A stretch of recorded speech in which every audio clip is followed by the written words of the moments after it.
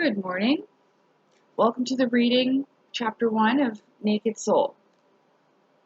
Astral Travel and Cosmic Relationships by Marlene Marie Druhan. So I'm not going to read the entire beginning, but we're going to go through a little bit. So it says, Bare your soul. The moment when both chakras merge, you will feel ignited with awesome force, as both of your beings unite in a solitary blazing fire of energy. Darts of light will spark away from you. For the first few moments, you will feel power surge through you with pleasure beyond comprehension.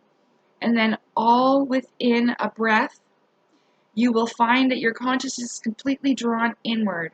When this drawing occurs, you momentarily become unaware of your partner, your own thoughts, your own ecstasy. Naked Soul removes the mystery, illusion, and misinterpretation of the very real and ancient art of lovemaking in the spirit realm. This isn't all this book's about. This is just like a taste of what's inside this book. It goes on to say, learn several tried and true techniques for astral projection and find the one that works best for you. Contact a soul guide to lead you through the astral planes. These are like little bullet things. Find an astral lover as well as the ultimate spiritual cosmic mate. Learn to practice and understand astral love. Discover how to have soul sex while still in the physical body. Unite. I licked my lips after that. I didn't mean to. Unite with other soul energies through the 6 types of spirit melding. Gain insight into same-sex relationships both in the physical and spirit realms. Protect yourself from lower entities. Suddenly you will only be. The loss of identity and awareness of time and matter will usher you into a state of bliss that you have never experienced in your physical body. You'll feel completely inseparable from all creation. I've actually experienced what that's talking about, but I called it fireworks with another soul. So, this is the beginning. Naked Soul, Astral Travel, and Cosmic Relationships by Marlene Marie Druhan. I'd like to read this little poem by Winifred M. Druhan. It's probably her mother. It says, My spirit breaks the bonds of flesh and soars the heavens high, and sees a world no mortal sees when I behold my beloved's eyes.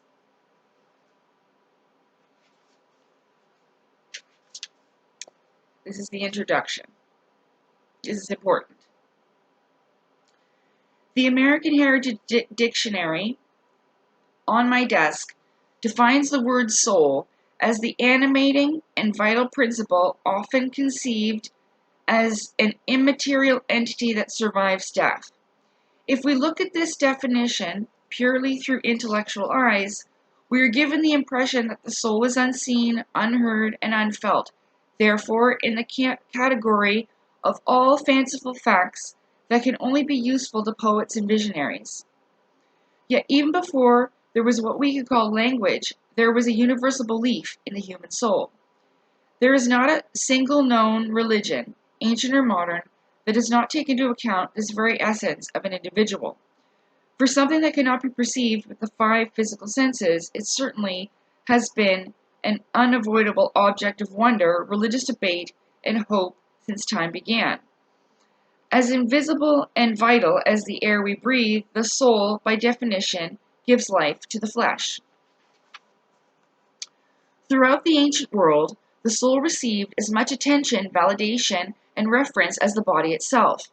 In our modern world, the soul is often seen as no more than poetic theory. Yet those who have experienced enlightenment, trauma, illness, or who have come back from clinical death describe what it is like to be in the soul body, separated from the physical body. Many describe the out-of-body experience as a journey to other realms of existence, an afterlife that waits beyond our physical world. I just have to make my tea. I'll be right back. Hi. Okay. Many describe the out-of-body experience as a journey to other realms of existence, an afterlife that waits beyond our physical world. Ancient cultures not only believed in this human soul and its capabilities, but also in the souls of animals, plants, trees, elements, and minerals. The ancient Greeks honored the soul of every living thing. The spirit of the smallest pebble to the most majestic of mountains, the micro to the macro, was accounted for in daily life as well as in ritual, customs, and sacred festivals. The Greeks' timeless mythology is brightly colored with spirits, gods, goddesses, demigods, and fantastic creatures. The physical world and spirit realm were intricately interwoven and never divided. Ancient Egyptians portrayed the life and activities of the Ba, or soul, on the walls of their temples and tombs. As part of their spiritual belief system, ancient Egyptians supposed that each man and woman not only had one soul, but 7. Most ancient cultures' words for the soul were feminine. Many believed that every person, whether male or female, had a feminine soul essence inherited from the Great Mother Goddess through the physical birth mother, the Vesica Pisces vessel. I promised that I wouldn't add things in. I'm sorry.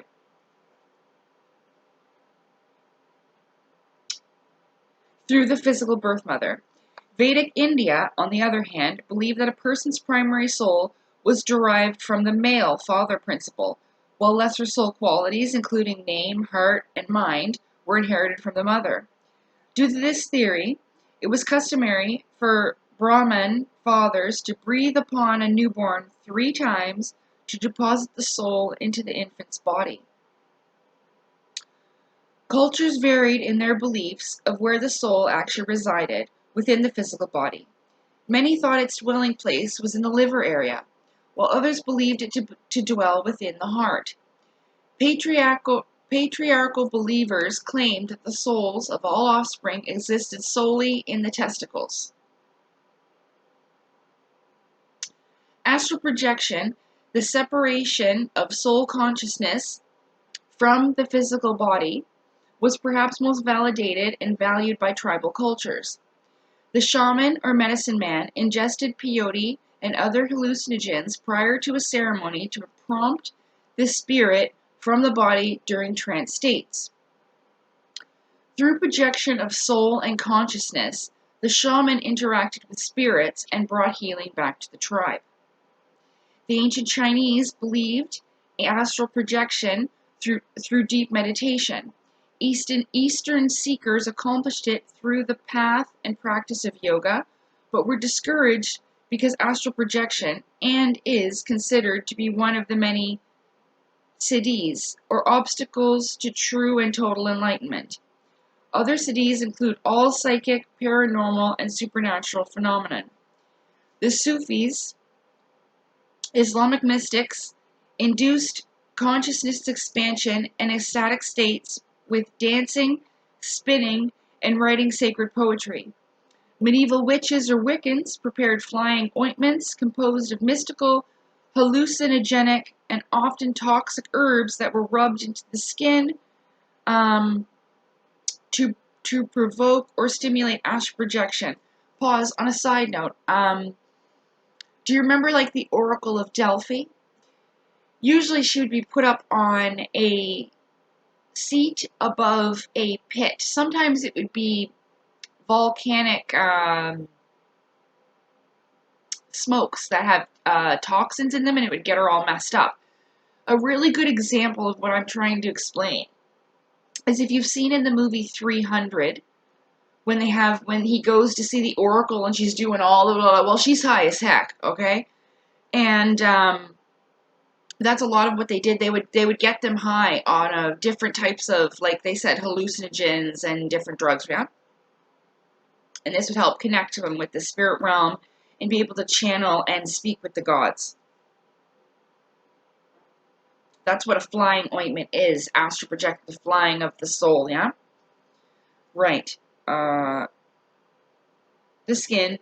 Hallucinogenics, often toxic herbs that were rubbed into the skin to provoke or stimulate astral projection.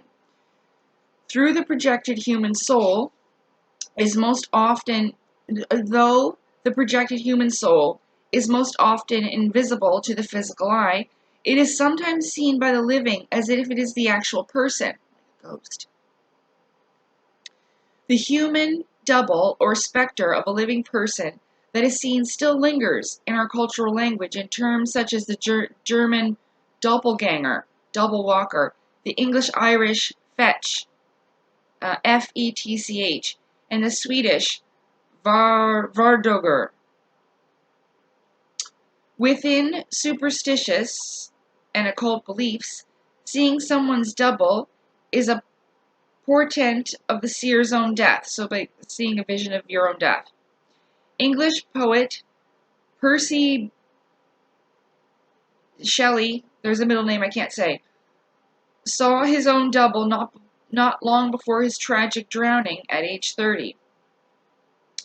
Many agree that the soul's history and its projected state are interesting, but question the purpose of leaving the body at will. Is it allowed in the religious scheme of things? Shouldn't the soul's exit from the body be reserved only for natural death? Isn't it just the glamour of the devil enticing individuals with power? The answer to all of these questions is multidimensional. Why do we pray?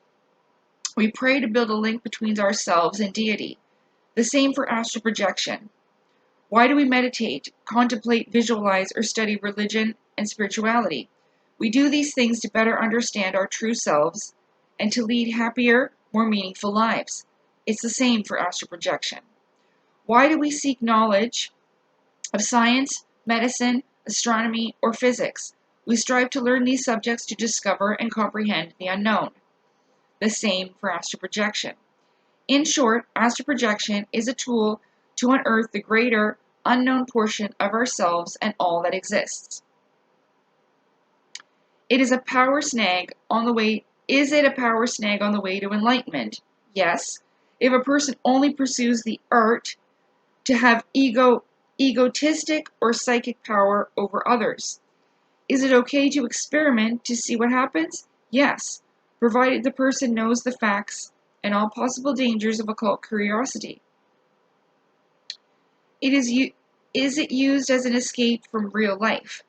Yes, provided the person forgets that the physical body and physical life are unavoidable and necessary for fulfilling his or her purpose on this planet at this time.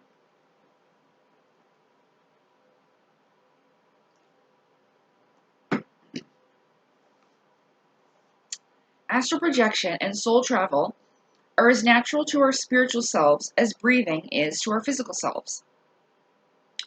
Contrary to common belief and fear, astral projection is not a byproduct or symptom of mental illness, hallucination, or satanic practice, nor is it only reserved for ecstatic saints or very enlightened masters. Death does not have to occur in order to access the invisible realms of being, those inner planes of existence commonly called astral planes. Soul travelers know that dying is a spiritual art that can be learned while living. Projection of the soul, most often associated with death, need not be an inevitable fear. It may instead be cultivated as a sacred practice for spiritual growth. No matter who you are, where you live, how old or young you are, which lifestyle you choose, which religion you practice, you are already a soul traveler. You share a common experience with all human beings. Astral projection during sleep, whether you remember your journeys or not. Those who experience, without trauma, unplanned projection during waking hours most often leave the body during meditation, lovemaking, at or near the moment of orgasm, the twilight state of relaxation just prior to sleep, or through the use of recreational drugs. Naked Soul is intended for those who wish to learn the art of leaving the body at will without undergoing extreme conditions or drug use. Soul travel is a beautiful but practical craft anyone can learn with practice, determination, faith, and a sincere heart. That really matters. After time, practice, and errors, I learned to travel in the soul body, fully conscious, acute, confident, and at any time I wish to. Naked Soul is the harvest of 13 years of soul travel experience. It does not introduce soul travel, but its goal is to present the lifestyle of soul travel.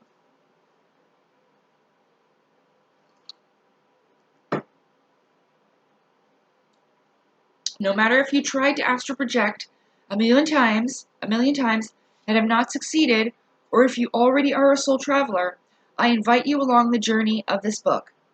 You will find several unique, tried and true techniques of projection, and an in-depth discussion on soul guides and how to soul travel with them. That's the ETs and UFOs. Detailed information on the nature and ability of the soul body, and vivid first-person accounts of breathtaking inner planes and how to get there. Naked Soul also focuses on spirit lovers, lovemaking, and melding, exchanging and fusing of soul energies in the soul body for spiritual ecstasy, healing, and transformation for both heterosexual and same-sex couples. If you have loved ones beyond death's threshold and you wish to continue a loving, constant relationship with them, Naked Soul also takes the soul traveler into the afterlife and the immense possibilities of non-romantic relationships. In our present age of violence, greed, age, remember this book was put out in about 1998, and emotionally bankrupt relationships, it's still valid though, we must again discover the original innocence of our spiritual and erotic selves. As soul travelers, we are able to remember our true original selves. We all had a soul before we had a body. Traveling in this soul body brings us again to the state of pristine consciousness that we can take back to our physical bodies and our daily lives. By doing this, we reclaim the true sustenance of living. So, as you embark on your own spiritual journeys, remember that your soul is unique, and so will be your experiences. Make beautiful discoveries. And then we will continue on in the next video, where we will start part 1, chapter 1, The Soul Traveler as Explorer of Naked Soul, Astral Travel and Cosmic Relationships by Marlene Marie Druhan. This is her. She's beautiful like a porcelain doll that you want to put on your shelf.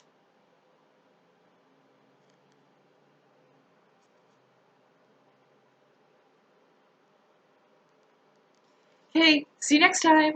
Bye!